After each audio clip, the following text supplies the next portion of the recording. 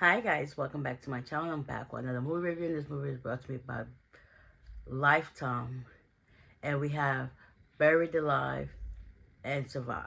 So it stars Eva Marcel and Tyler Leppy. So let's just get into it. So it starts off, well, with this lady screaming inside of a pine box. And so they take it back 2 days earlier. So they didn't tell you her name right off the bat, but Alicia, she works in like this warehouse where she basically is taking care of the shipments and stuff like that. So her friend Joe, which is a coworker, is trying to like hook her up with her cousin's friend. But in the meantime, like since whatever Alicia went through in the past, and Joe was asking her, so why haven't you dated anyone? She was like, listen, it's just a long story. I'm just trying to focus on doing what I gotta do, and then I gotta go pick up my son. So she gets off work, and because she's easily spooked, because I guess whatever she went through in the past relationship, it like left her scarred, and she's like jumpy all the time. So she left to go pick up her son. She gets to the school. She calls her son on his phone and he's not answering. Then she ends up calling her sister and asks how she's seen him. And she was like, no, he's just probably in the neighborhood. So she's riding around next, she's riding down the block. And she's like, I think I see him. And then she hangs up with her sister, gets out the car. He's outside with his friends or whatever case.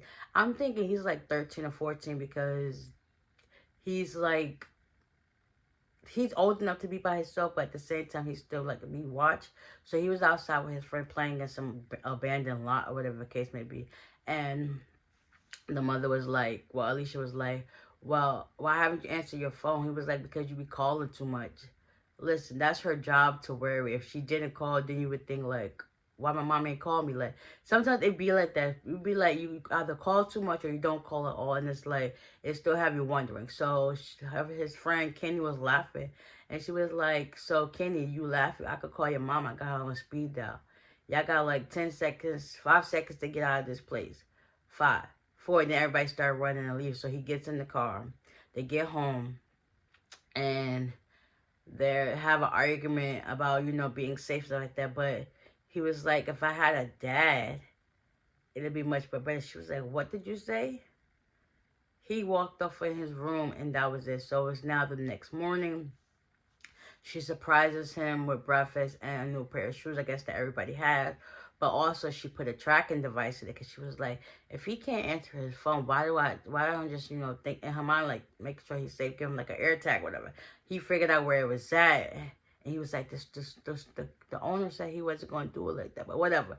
So they ended up getting into an argument about that. He ended up throwing the shoes into his room, get on about his day or whatever the case may be. Next, she's at work. And yeah, meanwhile, Victor goes to pay his friend Stevie a visit. Come to find out, Victor did 8 years out of 15. And I guess they was into the type of business deal. And he had his cut of money that Stevie was supposed to hold. But I guess Stevie ended up thinking he was going to do his whole 15 years and he can make it back, make the money back within that time frame. But no, he got out early because of being overcrowded. So Victor pays Stevie a visit. He got a nice new house in the suburbs, brand new car and stuff like that. And Victor was like, I want my money. Because at first he was like, what deal?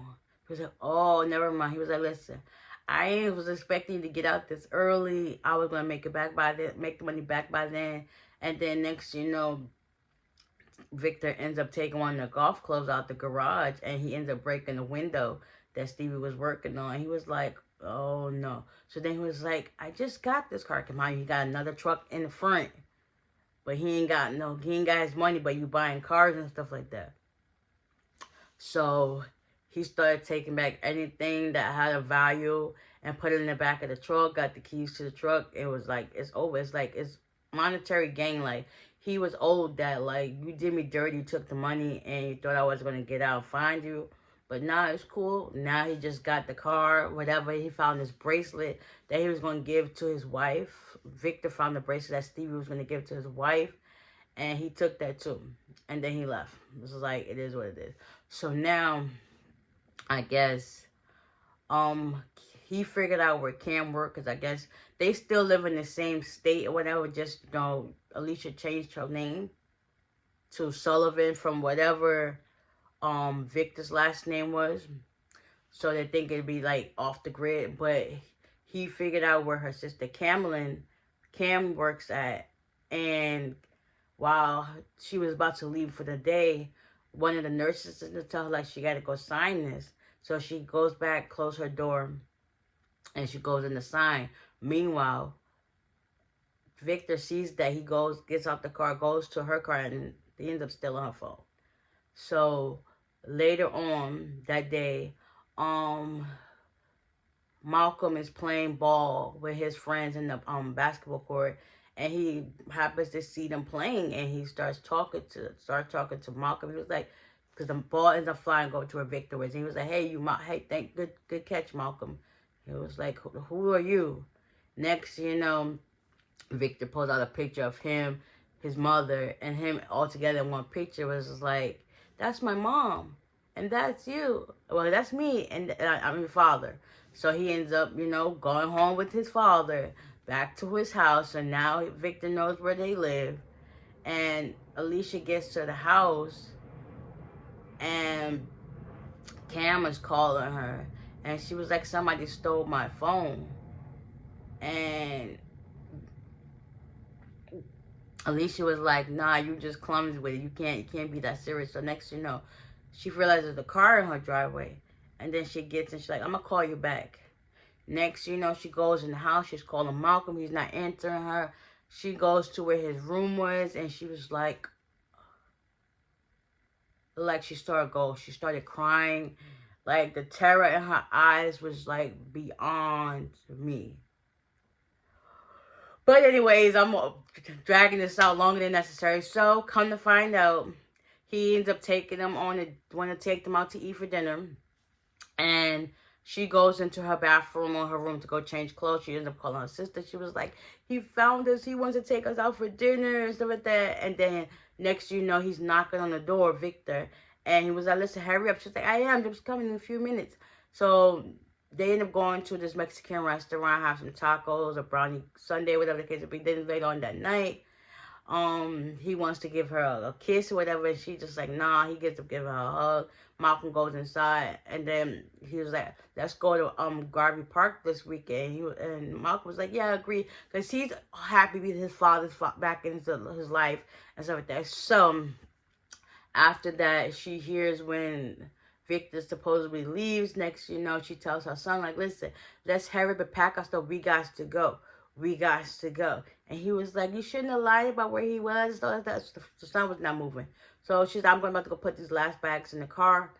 And so she's about to put those last bags in the car, he must have left and then came back. Yeah. So when she goes outside, she met by him. He ends up telling the son to go back in the house for something. They about to go take a driver. Could they be right back? He ends up taking her and telling her to get in the car. Takes her luggage, whatever, put it in the back of the truck. Drive her to his motel where he's staying. Gets her in the house. She starts pleading her case. Like, "Listen, don't do this. What about our son?" He ends up punching her and whatever, because she ends up jumping out of the car on her way to, on her way to where they were going. He ends up throwing her luggage in the garbage can by the motel. He ends up finding his pine box. He takes it and put it in his truck. And then he has her handcuffs in the car. And then she gets out while the car is moving, and she runs into the woods. He follows behind her. Next, he starts digging a grave. Meanwhile, he handcuffed her to the back of his truck while he finished digging the grave. He basically pushed her and buried her alive with a whole bunch of dirt after that. Next, it starts raining. Thinking, oh, she's gonna like drown in all that dirt and stuff like that. So he wasn't thinking none of it. Next, the owner of the woods comes and tries to stop him, And he goes to the back of his truck. Victor was like, listen, there's nothing back. The next one, he got like this crowbar, something still there on the side that you can't see because it's dark. And he was like, what, come back with me in the woods and see what's there while you're in my woods. Next you know, Victor done hit him over the head with the crowbar and left him for dead and drove out of Dodge. They went back to Alicia's house. Alicia's struggling to get out of the pine box. Luckily, she had her little keychain that has a flashlight and a little, like, what you call that? Survivor's kit of the knife and stuff like that. So she starts picking away to get some of the board free. Meanwhile, Victor goes back to the house. He calls Malcolm, and he asks Malcolm for his phone because his is dead. And Malcolm handily gives it over to him. Next you know, Cam calling around. She can't get in contact with nobody, so she goes to the house. And next you know, she's telling Malcolm that his father's very dangerous. And Victor comes in just in the nick of time.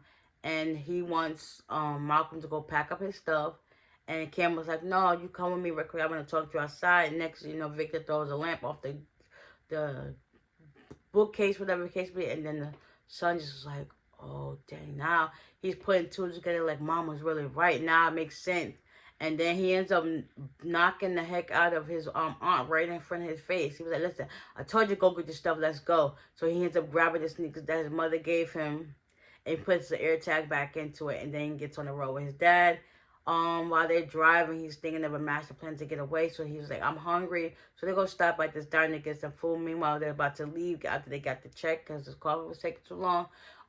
Malcolm wrote on the back, help me, whatever case it be. And then he was like, I want you to put this on on your wall because I'm trying to get into the museum. Then the father was like, no, when we get our place, you know, you can put it on the back of our refrigerator with that. So he ended up realizing what Malcolm was doing. And he was like, what, you trying to outsmart me? So they ended up leaving the restaurant. Next, you know, Alicia ends up escaping out of the box. She ends up getting the Woods guy's car. She says sorry, but whatever. She ends up driving to Joe's house because her sister's house was a little bit too farther. And she ends up calling her phone. And she was like, that's why I got that weird text from you? And Joe was like, he has your phone. And then when they get out the restaurant, she calls her phone. They answer, and then Malcolm hears his mom. He was like, Malcolm, mom. And Alicia was like, let me speak to my son. So he got put on the phone. He basically told his mother, listen, I'm sorry about the argument we had last night. I love the sneakers you bought me and stuff like that. So now it's like 2 and 2. And he was like, oh, now I got to check. She asked Joe for the computer, and they found the location. Joe went to go get a first aid kit. And then Alicia was on the hunt for them. And then Joe called the police and told them where they at with the location. And Victor got caught on that why you kept talking about these shoes. He realized that there was a tracking device in there. So now he took the shoes off of him. He's basically barefoot Malcolm. And Alicia done caught up to where they at. They end up going somewhere out of town, down the road. They end up in the woods close to by a church. So they start fighting with each other. Meanwhile, Malcolm's taped up to the steering wheel of the car that they have with no shoes. Alicia and Victor go on this hunt and end at the church. And things get heated. Victor starts shooting at Alicia. And they somewhere in the pews in the church behind where the deacons and stuff sit, where they put the Bible and stuff. So she's behind there. He's talking to her with a shotgun, whatever case it be. He ends up coming closer because she makes a sound. And when he does, she hits him with the candlestick. And he falls over to the floor, and her back is against the front of it now. And next you know, the cops pulled up. And he was going to go down with a fight. He did. He got shot to death. Alicia was able to stay in front. Next, you know, her sons come running out the woods with no shoes. And he was like, Mom. They hug it out. And yeah, it was just like, we're finally safe. You're safe. So fast forward 18 months later, she decides to go on a date with Joe's cousin's friend. He pulled up to the house, bring her some flowers and stuff like that. Let's just say it's a brand new start for everything. They don't got to worry about living in fear no more. And they got to stay in their home. Like, it's crazy how people don't know how to take no for an answer. And they think just because You do what you gonna do. Everybody else's life as a whole. No, Alicia tried to pick up the pieces because she didn't know you was coming home. Like, what the heck? She got to start fresh. She can't keep living in fear, especially. He done put her through so much hell. She done had her nose broken, her ribs broken, put into the ER plenty of times. So it's just like she tired of living in fear. Now it's time to do something new and refreshed. Yeah, it was definitely worth watching. I actually watched it twice. So yeah, definitely. It's on Lifetime, called Buried Alive and Survived. So with that being said, I hope you guys enjoyed this recap, and I'll see you on the next one. Bye.